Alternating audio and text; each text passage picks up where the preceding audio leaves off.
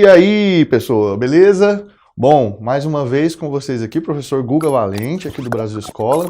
E hoje eu vou falar de um gênero, vou dar uma sequência, na verdade é uma sequência de gêneros, né? Mas hoje, especialmente, eu vou dar início a essa sequência de gêneros com um dos meus prediletos, que é a crônica. Esse gênero super famoso, super popular, muito comum, a maioria de nós tem contato com esse gênero, às vezes sem ter noção disso, e hoje eu vou falar um pouquinho desse gênero com vocês.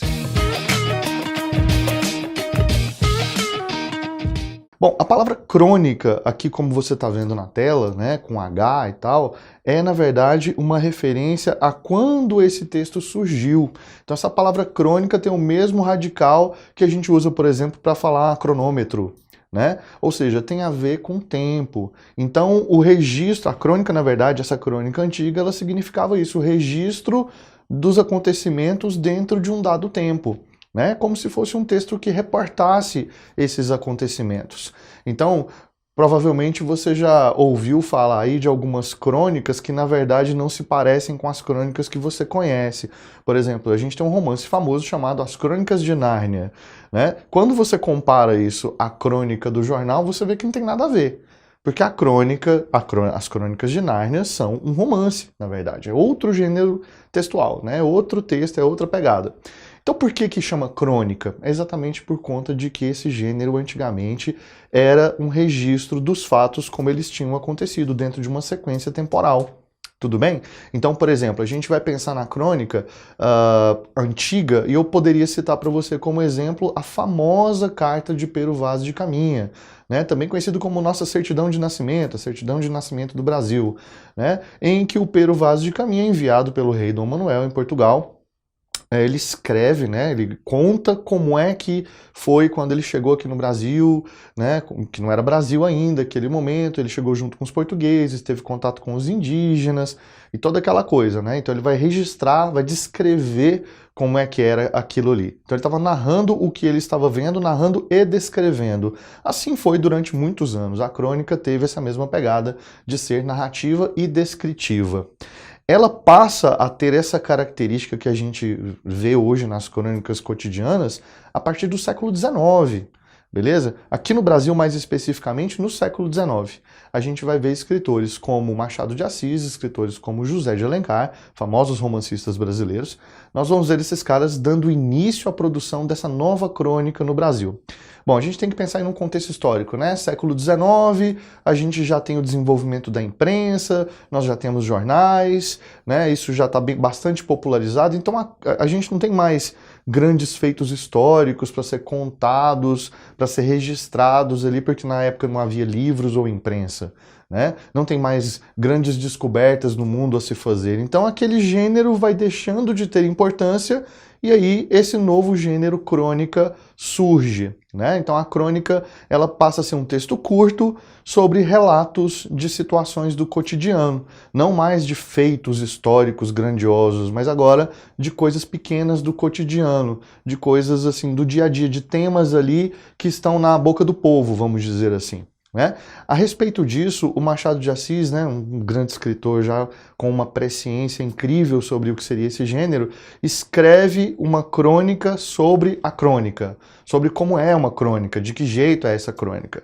E eu vou mostrar para vocês um trechinho dessa crônica, né? Vou mostrar para vocês a introdução dela, para vocês terem uma noção de como é que o Machado pensou isso aí. Acompanha comigo. Bom, a crônica chama-se O Nascimento da Crônica. Olha só, né? O cara naquela época, no século XIX, já estava tendo essa noção. E aí a crônica dele começa da seguinte maneira. Há um meio certo de começar a crônica por uma trivialidade. É dizer, que calor, que desenfreado calor. Disse isto, agitando as pontas do lenço, bufando como um touro, ou simplesmente sacudindo a sobrecasaca. Resvala-se do calor aos fenômenos atmosféricos, fazem-se algumas conjecturas acerca do Sol e da Lua, outras sobre a febre amarela, manda-se um suspiro a Petrópolis e la glace é rompue. Está começada a crônica. Então percebe como o Machado começa a crônica dele falando de uma coisa extremamente trivial, comentando exatamente isso. Nossa, que calor. Sabe aquela conversa de elevador? Nossa, como tá quente, né? Acho que é sem graça ali no elevador. Aquilo ali é motivação para escrever uma crônica, né? Quando você tá no ônibus ali, naquele calor, aquele tanto de gente, acontece uma coisa, né? Alguém tá ouvindo música sem fone de ouvido, é o famoso DJ de ônibus, né? Aquela música autona lá, todo mundo incomodado, aquilo é motivo para escrever uma crônica. Né? Uma pessoa sentada num bar sozinha, bebendo uma cerveja, olhando para o mundo, é motivo para escrever uma crônica. Uma pessoa andando pela rua e percebendo, né, as coisas ao redor, percebendo o mendigo, percebendo as vitrines, percebendo as pessoas indo e vindo, né? Pessoas com trajes de trabalho, outras com trajes casuais, turistas, etc. Tudo isso se misturando, né, é motivo para escrever uma crônica. Pensar uma história sobre uma coisa que poderia ter acontecido no cotidiano é motivo para escrever uma crônica. Ou seja, o gênero permite que nós façamos de um tudo, desde que nós tenhamos em mente que o cotidiano é o principal mote, o principal ponto de partida da produção da crônica. E aí a gente vai ter vários tipos de crônica, eu vou selecionar alguns desses tipos para falar com você em outras aulas, né? Mas basicamente a gente tem crônica que conta histórias, algumas são histórias reais, né? Que os autores contam histórias de si mesmos. Outras vezes eles estão, na verdade, fazendo um debate, discutindo um tema político ou um tema social, e aí não tem história nenhuma, é um texto argumentativo. A gente vai ter algumas crônicas que são muito engraçadas, né? Então a gente vai ter crônicas que são basicamente para fazer a gente rir. Outras crônicas já visam fazer com que a gente reflita sobre aquela questão mais profundamente, né? O autor está num momento ali de introspecção, pensando alguma coisa do dia a dia e tentando se aprofundar. Então, as motivações para se escrever uma crônica são as mais diversas e as maneiras de se fazer isso também.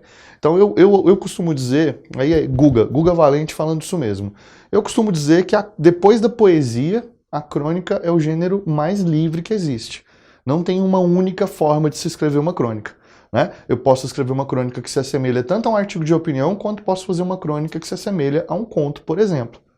Então faz o seguinte, vem comigo para as próximas aulas de crônica, que eu vou dar uma geral, a gente vai falar porque são muitos tipos de crônica, eu não vou falar de todos eles, mas eu vou tentar agrupá-los para poder falar um pouquinho de como é que essas crônicas se manifestam no nosso cotidiano, beleza?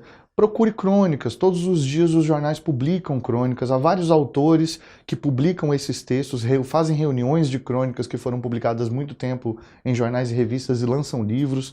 Nós temos excelentes cronistas no Brasil, excelentes. E eu vou fazer isso em cada aula, eu vou sempre sugerir para você alguns cronistas para que você possa se tornar mais íntimo desse gênero.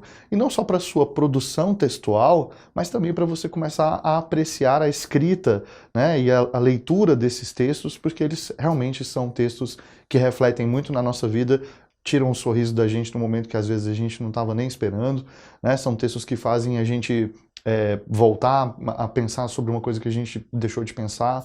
Então é muito bacana, vale muito a pena a gente ter contato com o gênero crônica. Tudo bem?